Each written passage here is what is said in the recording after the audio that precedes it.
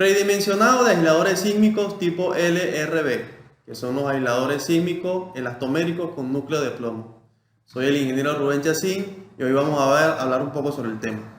Lo primero que quiero mostrarles es el esquema donde podemos clasificar este tipo de sistemas de control de respuesta de estructura, siendo aisladores sísmicos elastoméricos con núcleo de plomo. Se clasifican como sistemas pasivos de aislamiento de base. Se logra con este tipo de sistema de aislación la desarticulación o desacoplamiento parcial de la estructura con respecto a la histéresis del suelo.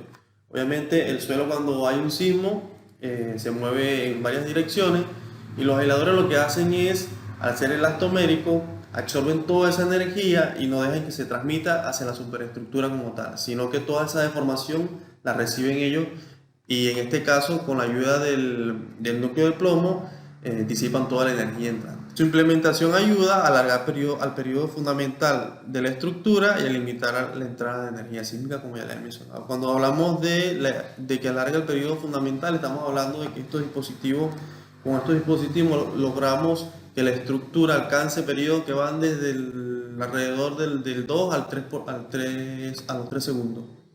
Eso lo vamos a ver más adelante.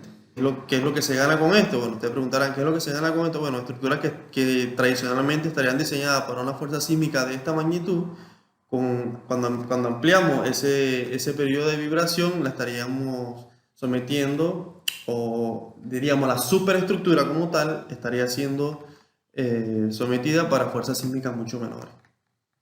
Lo que sería el modo de vibrar de una estructura fija con respecto a una estructura aislada, podemos ver acá, que son los elastoméricos con núcleo de plomo. El mismo sistema, simplemente que ahora le incorporan un núcleo de plomo, pero se trata de láminas intercaladas, láminas de acero con láminas de elastomérico de caucho como tal. Bueno, esa lámina lo que hace es evitar la fricción entre láminas de goma y goma y permite el desplazamiento y la deformación lateral de los dispositivos. O sea, está unida a placas de anclaje, tanto inferior como superior, que son las que se anclan a los cimientos y a la superestructura. Otro de las verificaciones que se tiene que hacer es el control del momento de volcamiento, muy importante. Están todavía en estudio todo lo que es la interacción suelo-estructura, por ejemplo, en este tipo de estructura.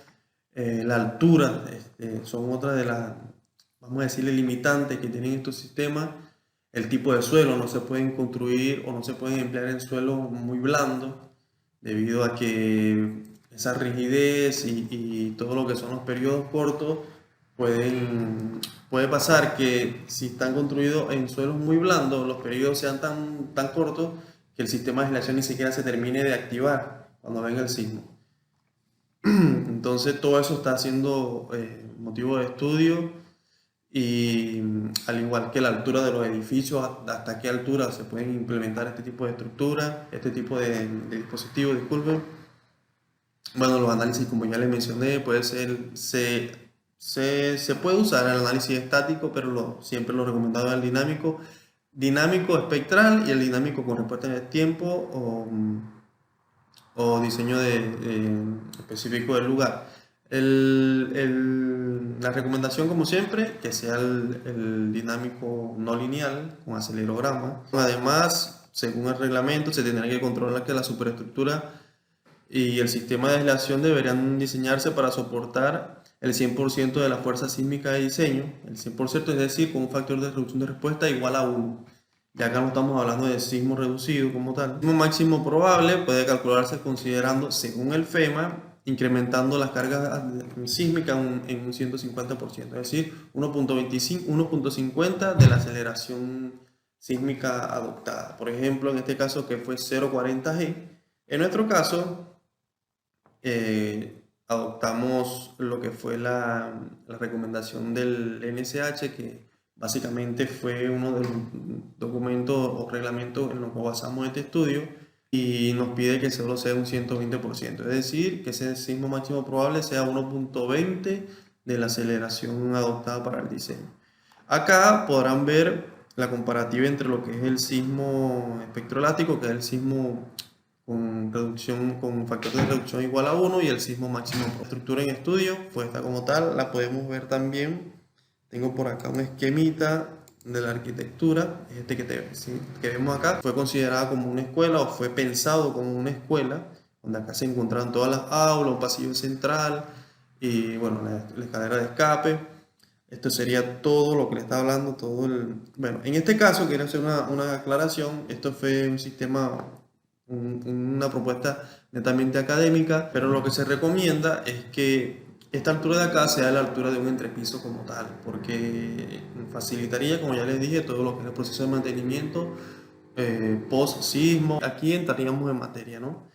El diseño del aislador sísmico con núcleo de plomo. Como les mencioné anteriormente, fue un diseño que fue basado en la norma NSH, la norma chilena, el 2003, en este caso ya hay una actualización, la 2013. Lo primero que se haría en todo caso sería el cálculo del desplazamiento lateral del aislador, que se emplearía esta fórmula que ven acá, donde CD, según la norma NSH, la 2745, puede ser 2003 o 2013, nos dice que CD es igual a 300 por Z, donde Z depende del tipo de suelo y del periodo de la estructura. BD, que sería el porcentaje de amortiguamiento crítico, sería en este caso 1.67, considerando un 15% de amortiguamiento efectivo. Esto según la VC del 97, disculpe, aquí hay un error, o la tabla 2 del NSH 2003 en este caso. 1.67, y después vamos a ver de dónde salió esto, y también tengo otra aclaración con respecto a ese punto. Bueno, sustituimos acá, Z es igual a 1, según esta tabla, Z es igual a 1, BD es igual a 1.67, el desplazamiento de diseño sería 179 en este caso. Desplazamiento total de diseño sería por esta ecuación que está acá, que también es la misma, estoy así considerando la misma ecuación. Bueno, sí, se entró con 15% porque recordando que este tipo de sistema aporta un amortiguamiento de entre 15 y 30%, siempre entramos con el más conservador, como que el aislador solamente aportara el mínimo, es decir, el 15%. Entonces calculamos, bueno, esta ecuación la plantea la norma como para calcular el desplazamiento total, pero también señala que de una manera simplificada se puede adoptar el factor de 1.1 por el desplazamiento de diseño. Por acá está. 1.1 veces el desplazamiento de diseño. El desplazamiento máximo es Cm entre Bm, que es uno del amortiguamiento crítico. Cm viene a ser 300 por Z por el factor que le hablé para considerar el sismo máximo probable, que sería 1.2 acá. Entonces ese desplazamiento máximo sería 2.15 milímetros. Bueno, al multiplicar 1.1 por el desplazamiento máximo, entonces estaríamos hallando el desplazamiento total máximo probable, o sea, el que se da para el sismo máximo probable de la isla. Esto según lo que plantea el NSH 2745, la norma chilena, pero también existen una comprobación que plantea la FEMA, que es esta que ven acá, y luego procedimos con lo que es el predimensionado como tal de las dimensiones del aislador. Para ello se calculó o las cargas que se emplearon. Obviamente, como es un predimensionado, no tenemos las cargas definitivas del sismo. Entonces, ¿qué se hace en este caso? Uno de los artificios que se hace es considerar el sismo como un porcentaje de carga permanente. Es decir, ¿qué es lo que se recomienda? Aumentar la carga permanente en un 30%. Entonces, en este caso, la ecuación que era inicialmente 1.2 de la carga permanente más 0.5 de la carga variable, más el sismo, terminó siendo 1.5 de la carga permanente más 0.5 de la carga variable. Entonces, con ese incremento de la carga permanente en un 30%, se considera la acción del sismo. Esto fue un predimensionado, como les mencioné, y no tenemos la acción definitiva del sismo. Bueno, los que resultaron por área tributaria más exigidos fueron los aisladores de acá, el aislador lateral, el aislador central. Bueno, las cargas que resultaron del análisis fueron estas, las cargas axiales como tal, fueron estas, las que van a incidir para el diseño del aislador. Las dimensiones del aislador, acá, por eso les digo que hay que tener en cuenta esas cargas, sería un esfuerzo axial como tal, que sería la carga axial última entre el área del aislador. El área del aislador, teniendo en cuenta en este caso que es un aislador con núcleo de plomo, entonces tenemos un diámetro externo y un diámetro interno como tal. Lo que es la carga axial, el diámetro externo, el diámetro interno. El esfuerzo nos dio 0.120 toneladas por centímetro cuadrado. Luego de esto se usa esta fórmula que está acá, asumiendo que el diámetro del núcleo de plomo es igual a 12 centímetros. En este caso vamos a asumir también el núcleo de plomo, no lo sacamos por ninguna formulita, sino una asunción como tal. Asumiendo que el núcleo de plomo es de 12 centímetros, nos dio que el diámetro del aislador es de 40 centímetros. Bueno, para el aislador central, el esfuerzo fue, asumimos en este caso 14 centímetros del núcleo de plomo y resultando casi 50 centímetros de... Bueno, para los parámetros bilineales del aislador, se pasaron a calcular todo lo que son el QD en este caso, todo lo que fueron rigideces laterales, verticales del aislador, en este caso considerar entre un 3 y un 10% del peso sísmico por lo que es la altura total del caucho como tal, se sustituye según la ecuación el desplazamiento total máximo entre una deformación igual al 150%, porcentaje igual al 150% de la deformación total. Obtenemos así 158 milímetros de altura. Todas estas ecuaciones las pueden conseguir, como ya les dije, en las distintas normas, solo que hay que ver bien e ir viendo en qué se han actualizado, cómo se introducen los parámetros, las unidades en que se introducen esos parámetros y todo eso, ¿no? El número de láminas se calcula con la altura total del caucho entre el espesor de la lámina asumida, que son 10 milímetros en este caso. Lo que se asumió de espesor de caucho fueron 10 milímetros, después viene la placa de acero. La placa de acero fue un espesor de 3 milímetros, la que asumimos en esta ecuación como tal. Entonces, la altura total en este caso fueron 25 centímetros todo el paquete de aislador. Bueno, teniendo estos datos, entonces procedemos a calcular lo que es la rigidez por fluencia, sustituyendo todos los valores acá. Estas ecuaciones las pueden conseguir, como les mencioné, en todos los reglamentos de diseño. Lo que es el LSH, el 2775 o incluso el FEMA y el VC también. La rigidez inicial según el fabricante dice, bueno, también muchos de estos datos son proporcionados por lo que son los fabricantes, que le hacen bastante ensayo a este tipo de dispositivos y todo eso. Entonces, en este caso, por lo menos nos dicen que la rigidez inicial es aproximadamente 10 veces la rigidez por fluencia. Este dato lo sustituimos acá, habiendo anteriormente determinado lo que es la rigidez por fluencia, y obtenemos la rigidez inicial. Luego, la fuerza de excedencia se calcula mediante la ecuación la que vemos a continuación, y así sucesivamente. Es un proceso, ya después lo que es puro sustituir las ecuaciones, que son ecuaciones bastante simples. Bueno, otras recomendaciones que dan los autores es asumiendo también ecuaciones más simplificadas, como la que ven acá. Como el diámetro del núcleo de plomo fue asumido, este se debe verificar obviamente, y se verifica ya obtenida la fuerza de fluencia, se divide entre el área del núcleo de plomo y se obtiene el esfuerzo más cortante de este, ¿no? Luego el diámetro a través de esta fórmula he verificado, fíjense que con lo que asumimos y con la fuerza de fluencia nos da que necesitamos, o lo requerido es de 116 milímetros y nosotros asumimos 120, o sea que estamos bien, estamos al lado de la seguridad. El radio por fluencia se determina mediante la siguiente ecuación.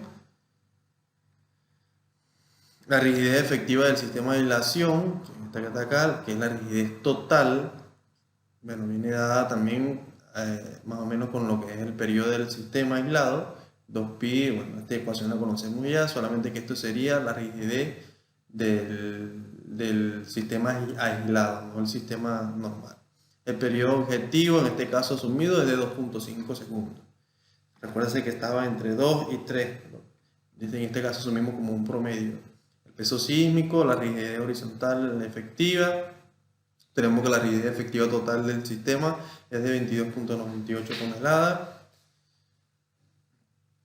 Ahora bien, necesitamos determinar la rigidez del aislador como tal, por la unidad. En el caso tenemos 34 apoyos, serían 34 aisladores, entonces por aislador serían esta cantidad que ven acá. Bueno, con esta rigidez efectiva, la máxima y la mínima, servirán para medir las fuerzas de diseño y las deformaciones a través de esta ecuación que ven acá.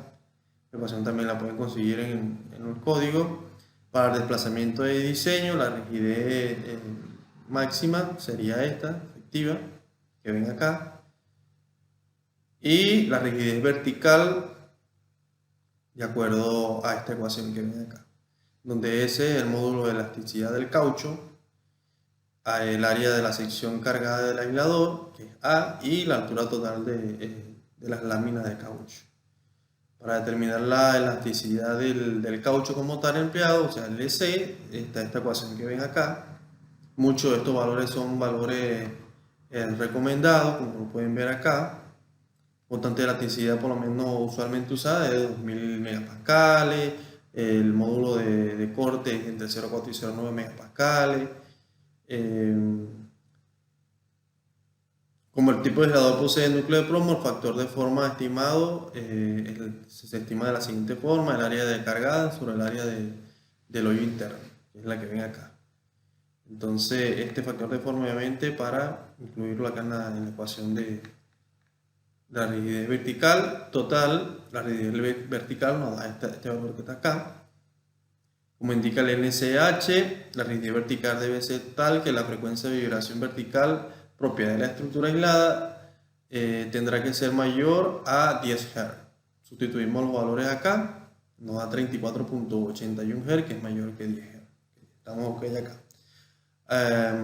Asimismo, se debe verificar por medio de la ecuación esta que ven acá si el amortiguamiento efectivo cumplirá. O sea, recuérdense que asumimos 15%. Entonces, a través de esta ecuación, sustituyendo todos estos valores acá, vemos que asumimos 15%, como lo había dicho, y tenemos 19.9%.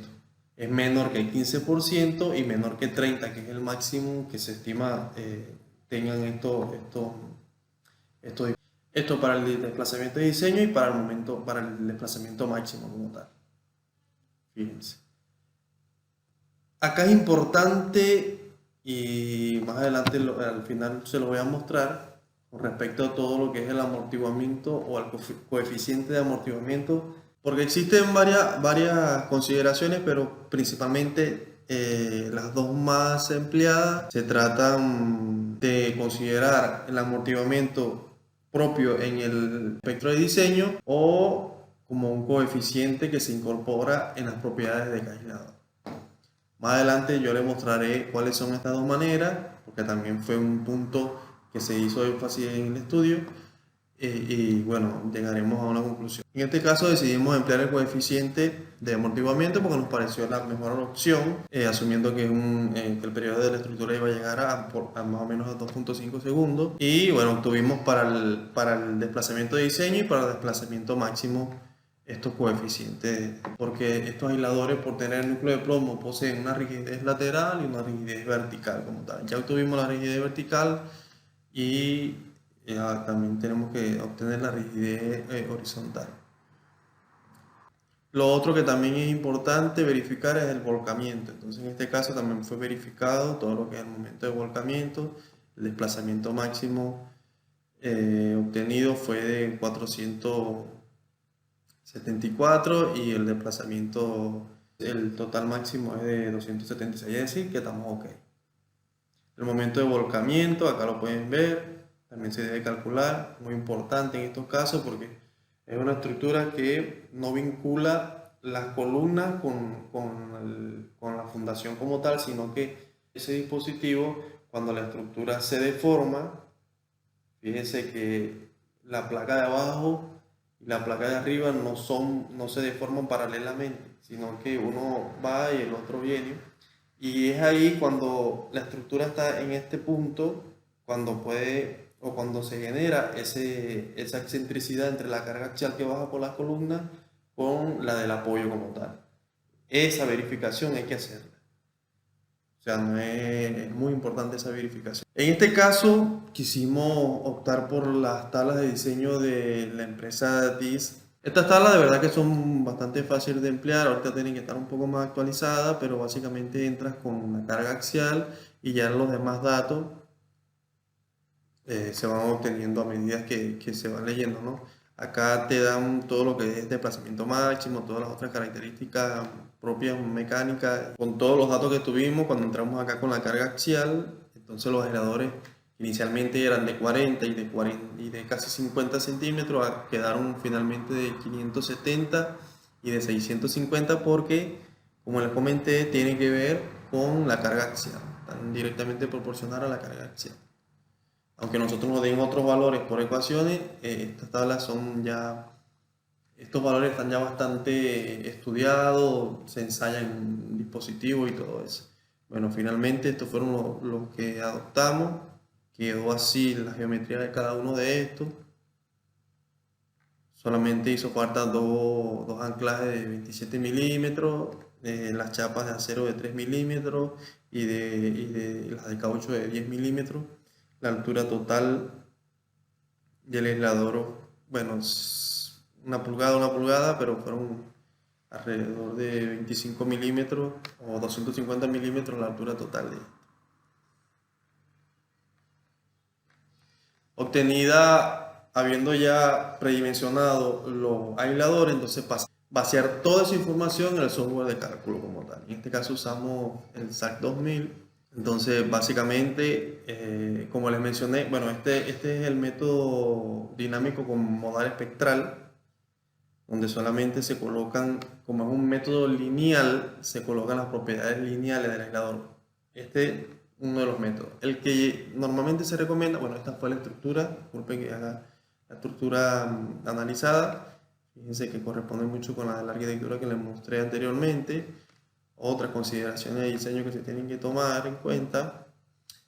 Fíjense, de los requisitos, entre los requisitos, se tiene que verificar además que el aislador para cargas más leves como las cargas del viento, porque imagínense que no tendría la suficiente rigidez lateral como para que cuando venga un viento, en ese caso la velocidad básica de la zona donde esté, se active el aislador. Eso no se quiere porque va a haber vibraciones en el edificio que va a ser molesto.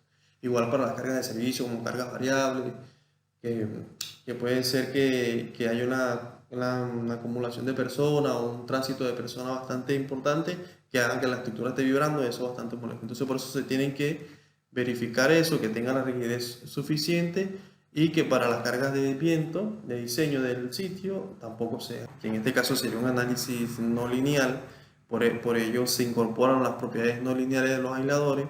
Y acá en este esquemita pueden ver de manera resumida donde se incorpora cada uno de los valores que anteriormente calculamos, la rigidez vertical, el coeficiente de amortiguamiento, que esto vamos a hablar un poco más adelante porque es bastante importante determinar cuál va a ser el método para incorporar ese amortiguamiento adicional. En este caso, el coeficiente se incorpora acá, la rigidez efectiva, la fuerza de influencia y el ratio. Acá está lo que les quería comentar, ¿no? El otro método que existe que plantea tanto el FEMA como la UVC, incluso la NCH también lo considera, que pueden ser así, es que ese amortiguamiento extra se considere directamente en el espectro de diseño y quede esta especie de escalón. Está esta opción y está la otra que fue la que nosotros implementamos, que era la incorporación del amortiguamiento por un coeficiente, que fue una fórmula adicional y se incorpora directamente para cada aislador. Si quisieran emplear este método de incorporar el amortiguamiento directamente en el espectro de diseño, entonces están las tablas que les habla del VC, del 97, que por lo menos nosotros como asumimos el 15%, acá podrán ver de dónde sale ese 1.67 que usamos inicialmente. Usamos el 15%, asumimos el 15% como el porcentaje mínimo de amortiguamiento que aportan estos sistemas y entonces el valor de amortiguamiento crítico es 1.67. Y la NSH ya tiene otros valores, por lo menos habría que hacer una interpolación entre 10 y 15, ya que para 10 ofrece 1.20 y para 20 1.50, estaríamos como en el rango de 1.30 sería este valor en vez de 1.67. Pero bueno, ya esto queda a criterio de cada uno. Yo en lo personal prefiero el coeficiente porque veo como el método del espectro como un método general. O sea, estarías aportando un amortiguamiento a todo el sistema. Sin embargo, el coeficiente se puede calcular para los distintos dispositivos que tengas, del diámetro que tengas, pues. Y bueno, eso por un lado. Por el otro lado está que esto sería para emplear el método modal espectral, que no sería del todo, por decirle, el mejor método como para realizar este tipo de ciclos. La verificación por desplazamiento máximo probable, estos son los ciclos de histéresis. Acá podemos obtener con respecto a esta gráfica de fuerza de formación el desplazamiento máximo que tiene cada aislador para cada sismo como tal. Por último, le quería mostrar la comparación entre el porcentaje de amortiguamiento de la estructura fija, la estructura empotrada como tal, con respecto a la estructura aislada. Fíjense que la fija, obviamente el 5% intrínseco de una estructura de hormigón, 5%, una aceleración del 0,26 en metros sobre segundo cuadrado, mientras que la aislada con núcleo de plomo, fíjense que llegamos a rangos de 0,50 o 51% de amortiguamiento. Bueno, por último quería mostrarles lo que fue el modelo de cálculo que analizamos en este caso. Vamos acá a definir section property, link support property, y bueno, acá están definidos los que usamos en este análisis como tal. Modificar propiedades, el aislador LRB 570, y acá están activadas las propiedades lineales y las no lineales. En la dirección X, esto sería KB, que sería la rigidez vertical, C, que es el coeficiente de amortiguamiento. En la definición de las propiedades no lineales tenemos lo que sería KD, la rigidez del aislador. El C nuevamente se coloca acá, que es el coeficiente de amortiguamiento. Esto sería el equivalente a la altura del aislamiento o del aislador entre 2. Los 250 milímetros que nos dio de altura entre 2. Por eso da 12.5. Esto sería KE, la rigidez KE. Esto sería la fuerza de fluencia, el FY. Y acá el radio del aislador. Bueno, definidos los parámetros de los aisladores, los parámetros no lineales, luego lo que se hace es ir acá donde dice Draw, vamos Draw on John, y acá automáticamente te aparece el aislador que quieras dibujar, bueno, que quieras. Bueno, fíjense acá lo que nos dio el primer modo de vibración. Estimamos que esta estructura iba a tener un periodo de vibración de 2.5 y alcanzó los 2.53. Bastante cercano a lo estimado. Quiere decir que los valores que introducimos para las propiedades de los aisladores están bastante acertadas. Recordando que el análisis que se empleó en este caso fue el FNA, el Fast Nonlinear Analysis, que es el que se hace con historias en el tiempo y el más adecuado para analizar este tipo de estructura, ¿no? Bueno, en este pequeño video podrán ver la comparación entre la forma de vibrar de una estructura fija con una estructura aislada, ¿no? Fíjense cómo es todo lo que es la sacudida en la estructura fija y cómo la estructura aislada, básicamente los aisladores son los que absorben esa deformación y ella se mantiene totalmente recta acá.